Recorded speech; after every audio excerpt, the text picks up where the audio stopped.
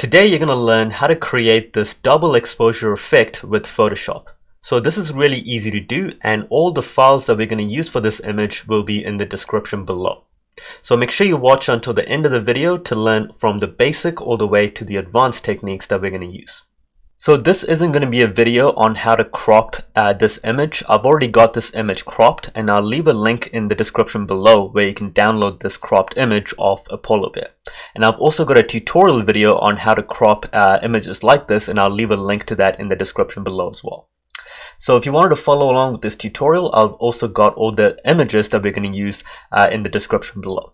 So let's right click and copy this image, and let's go into Photoshop, and I'm just going to press Ctrl V or Command V to paste the image. So let's resize this image by pressing Ctrl T or Command T, and let's just resize it just so it kind of fits the polar bear or just the canvas itself, and let's hit enter. So I'm going to press and hold Control and click on the polar bear layer. So if you guys don't see this layers panel, just go to Windows and click on layers right here. So press and hold Control or Command if you're on a Mac and click on the polar bear layer. And that's going to select everything in that layer, which is the outline of the polar bear. Now let's choose the image layer, which is the trees image layer. And we're going to click on this masking tool. So what that does is it just deletes everything or hides everything that is not selected and keeps everything that is selected. So we had the outline of the polar bear selected, so we have this effect now. So now what you can do is there's these two extra boxes on this image layer. So let me just rename this to trees, and there's two boxes here. One box is the layer mask box, and the other box is the actual image. So there's this little clip icon in the middle as well. So if I click that clip off, what I can do is I can move the image but keep the outline of the image exactly where it is. If I keep that clip on, so it's back on now, it just moves the entire image. So let's just undo that. So what I want is to move the image, but I want to keep the outline exactly where it is. So I'm going to move this just in the right spot, maybe just about there. And I'm going to go into the layer effect panel right here, and I'm going to choose, you can choose one of these right here. There's lighten, screen, color dodge, or lighter color. Usually something like screen usually looks pretty good. So now we've already kind of got that effect. So we can kind of see the polar bear's face, and we can kind of see the trees coming out of it now. Now you can add as many images as you want here. So we're going to add some more trees in here as well. So let's go back to pexels.com. And let's scroll up here. So I'll leave a link to this image as well. So you just need to right click and copy the image. Let's go back into Photoshop. So this time, before I actually paste in the image, I'm going to press and hold Control and click on the polar bear layer again, so you get that outline again.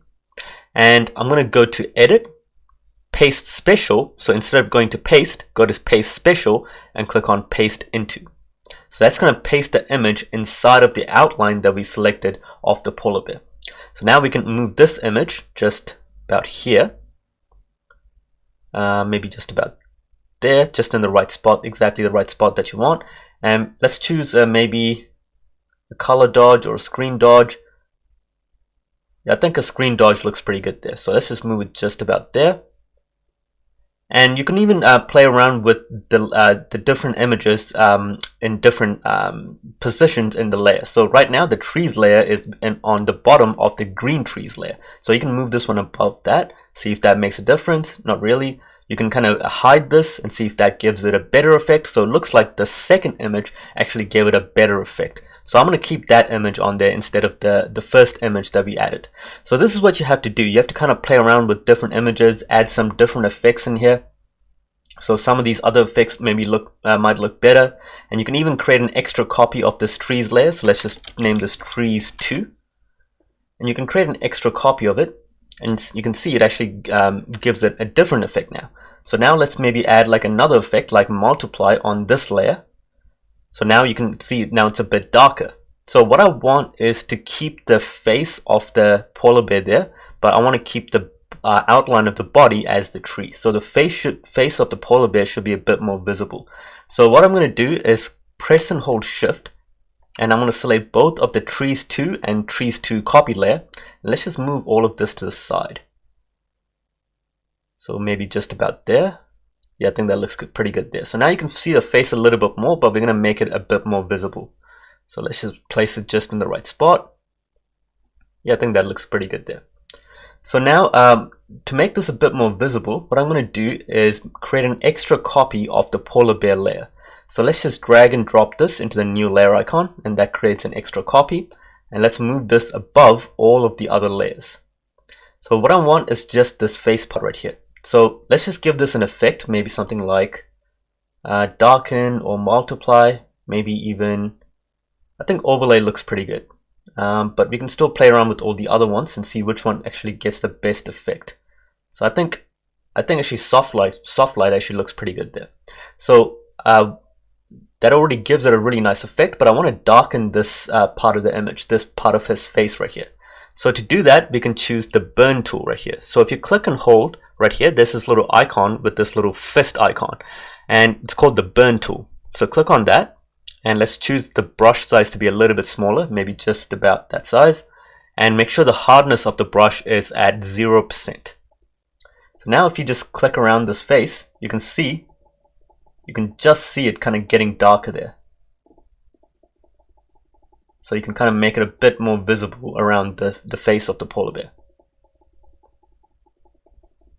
So that looks pretty good, but we can still make it even darker and increase the contrast of this layer right here. So simply by just creating an extra copy of the polar bear layer, we can increase the contrast of his face right here. So we can see his face a bit more clearly. But what I don't want is kind of the yellow effect that's kind of added around the trees now. So before it was like this, so it was a bit lighter. Now there's a bit too much yellow here. So what we can do is click on the masking box right here. So that brings up this little extra box on the polar bear copy 2 layer right here. So that's the layer mask box. So to hide something, you need to choose the paintbrush tool and choose a black color. And that will just simply hide anything that you kind of paint over. And if you want to reveal something, just choose a white color, and that will just simply reveal what you've hidden. So you can't really see that right now, but I'm kind of revealing what I was hiding before.